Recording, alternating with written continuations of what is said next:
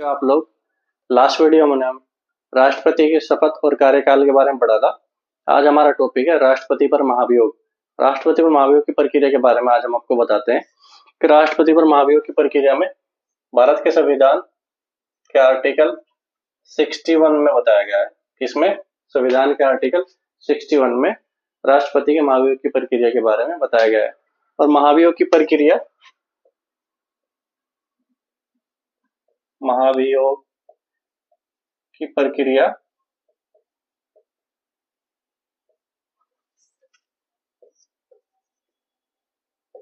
America के संविधान से ली गई है। अमेरिका के संविधान से ली गई है।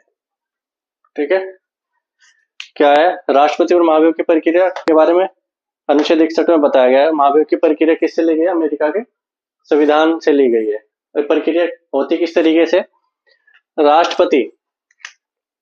राष्ट्रपति संविधान का उल्लंघन या अतिक्रमण करता है। यदि कोई राष्ट्रपति संविधान का उल्लंघन या अतिक्रमण करता है तो उस पर महाभियोग की प्रक्रिया की जाती है। महाभियोग की प्रक्रिया की जाती है। संसद द्वारा यह प्रक्रिया की जाती है। किसके द्वारा? संसद द्वारा। संसद में कौन कौन से सदस्य होते हैं? लोकसभा और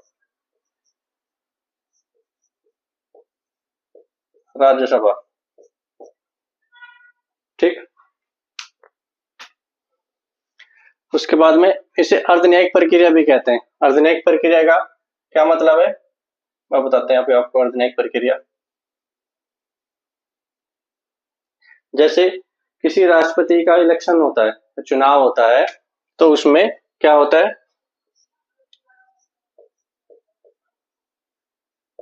मनोनीत सदस्य। राष्ट्रपति के इलेक्शन में मनोनीत सदस्य भाग नहीं लेते हैं, लेकिन यहाँ मनोनीत सदस्य भाग लेते हैं। ठीक है, जब राष्ट्रपति पर महाभियोग की प्रक्रिया होगी तो मनोनीत सदस्य भाग लेते हैं उसकी प्रक्रिया में। ठीक है, दूसरा क्या है इसमें? राज्यों की विधानसभा।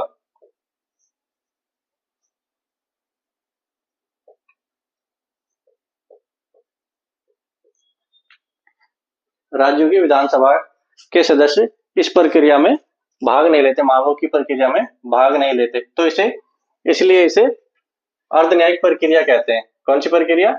अर्धन्यायिक प्रक्रिया कहते हैं।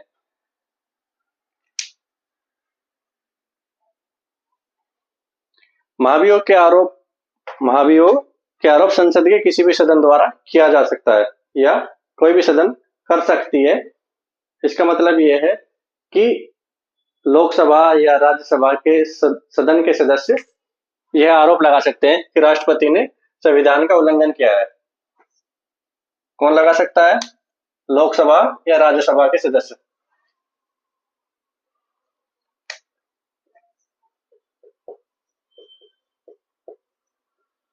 लोकसभा या राज्यसभा के सदस्य आरोप लगा सकते हैं कि राष्ट्रपति ने संविधान का उल्लंघन किया है।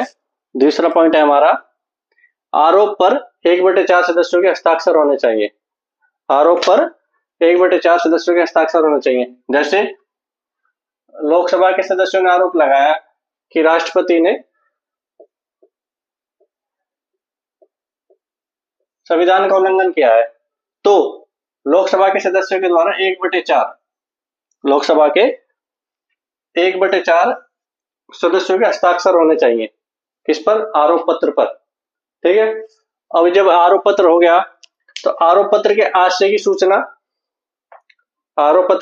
सूचना 14 दिन पूर्व राष्ट्रपति को दे देनी चाहिए। महाभियोग के 14 दिन पूर्व राष्ट्रपति को दे देनी चाहिए। महाभियोग का प्रस्ताव 2/3 बहुमत से पारित होने के बाद ही दूसरे सदन में भेजा जाता है।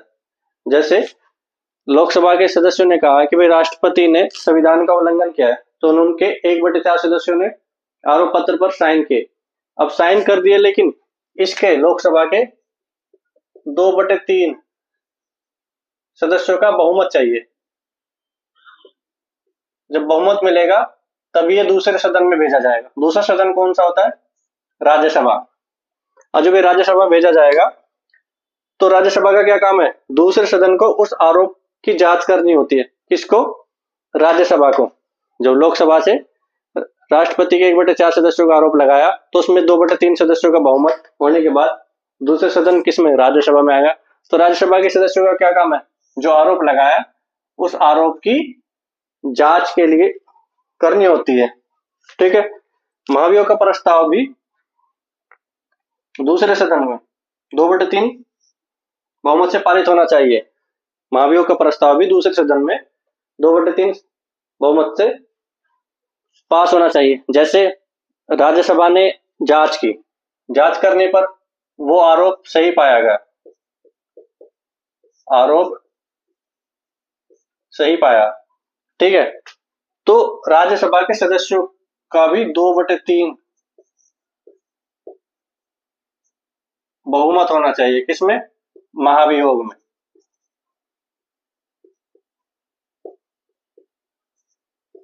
महाभियोग में 2/3 सदस्यों का बहुमत होना चाहिए। राष्ट्रपति क्या होगा? राष्ट्रपति उपस्थित होगा किस अपना पक्ष रखने के लिए संसद में। किसमें? संसद में उपस्थित होगा अपना पक्ष रखने के लिए या अपना प्रतिनिधित्व का अधिकार करने के लिए राष्ट्रपति उपस्थित होगा। महाभियोग में दोनों पक्षों के 2/3 सदस्यों का, कितने का? 2/3 सदस्यों का बहुमत पारित होने की तिथि से राष्ट्रपति को अपना पद से हटना पड़ता है। राष्ट्रपति को अपने पद से हटना कब पड़ता है? जब लोकसभा और राज्यसभा से 2/3 सदस्यों का बहुमत पारित हो जाए तो राष्ट्रपति को उस स्टेट से अपना पद से हटना पड़ता है। और आज तक ऐसा अवसर नहीं आया है, आज तक ऐसा अवसर नहीं आया है जब राष्ट्रपति पर कोई महाभियोग की प्रक्रिया की गई हो। क्योंकि देख एक बार दोबारा देखो, राष्ट्रपति उपस्थित होगा, संसद के दोनों सदनों के समक्ष अपना प्रतिनिधित्व का अधिकार होता है राष्ट्रपति को कि अपना पक्ष रखे कि मेरे मुझ पर लगाए हुए आरोप झूठे हैं, निराधार हैं। अगर दोनों पक्ष उस चीज से सहमत नहीं होते हैं तो उन दोनों सदनों के 2/3 सदस्यों का बहुमत पारित होने की तिथि से राष्ट्रपति को अपने पद से हटना पड़ता है।